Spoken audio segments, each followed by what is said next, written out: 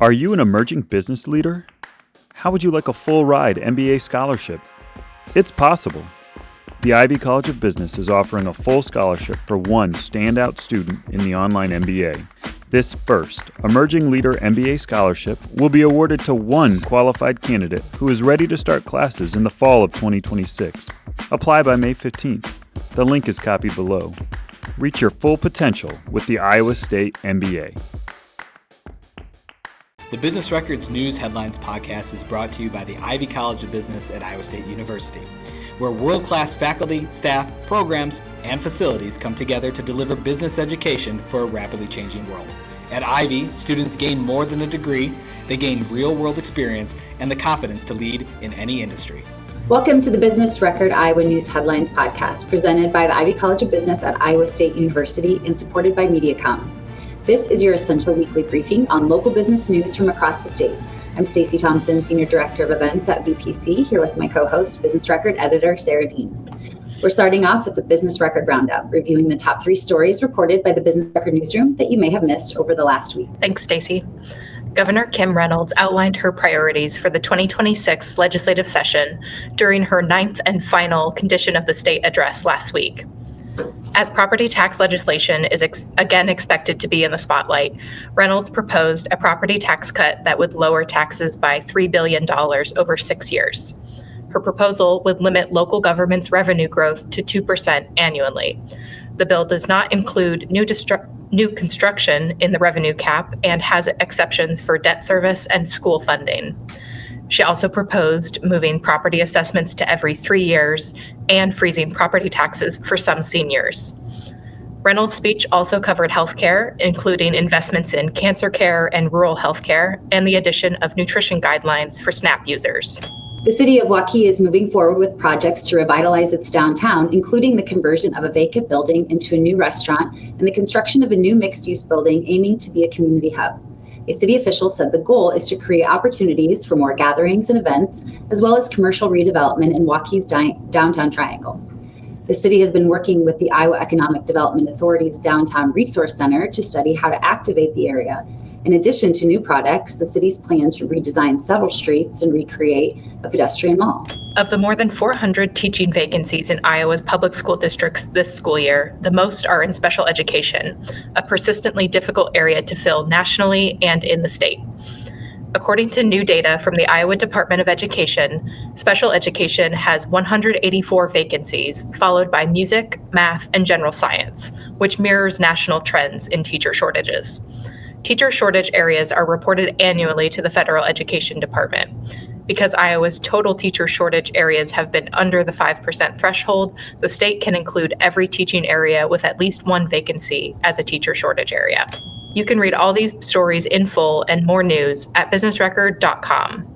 Next up, we have our statewide headlines with the news you need to know from across Iowa. The Des Moines Register reports the 2025 harvest broke records in Iowa despite weather and disease challenges, according to new data from the U.S. Department of Agriculture. Iowa farmers harvested a record 2.77 billion bushels of corn, as well as nearly 600 million bushels of soybeans, the third largest Iowa harvest of the crop on record.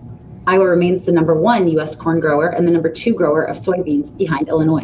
The Des Moines Register reports Des Moines Public Schools must close a budget shortfall for the 2026-27 school year of $13.5 million. The budget gap could grow depending on how much Iowa schools receive for supplemental state aid. The current figure is based on lawmakers setting state aid at 2%. Superintendent Matt Smith said the budget will likely be partly balanced through staff attrition.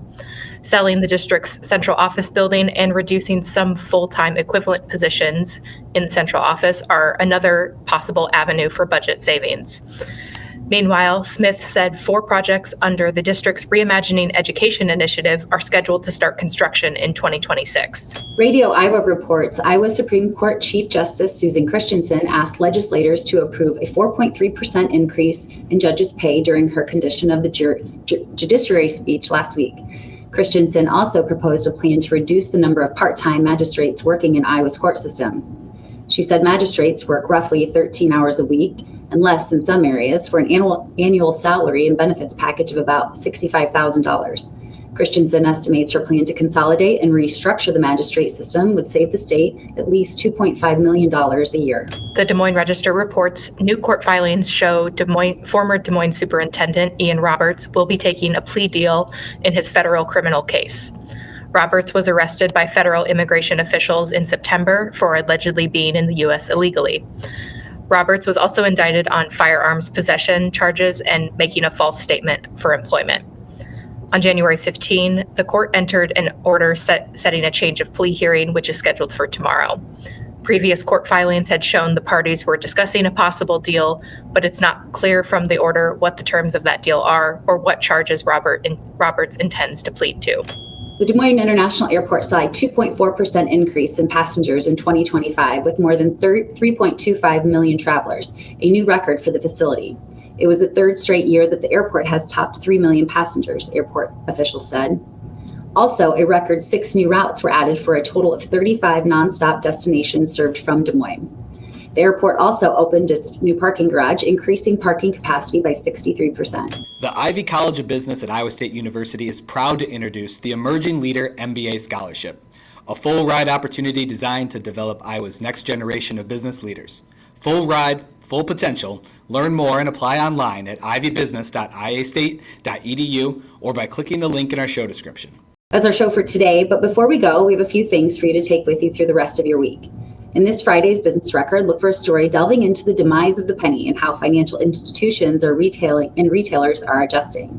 Lastly, one fun thing to know, beginning tomorrow, the popular Okoboji Lake will host its annual Winter Games, which dates back to 1981 and draws more than 40,000 visitors each year. Thanks for joining us today. Each week, you can count on us for a dose of a balanced news with the context you need. If you enjoyed today's show, please like and subscribe, and we'll see you back here next Wednesday.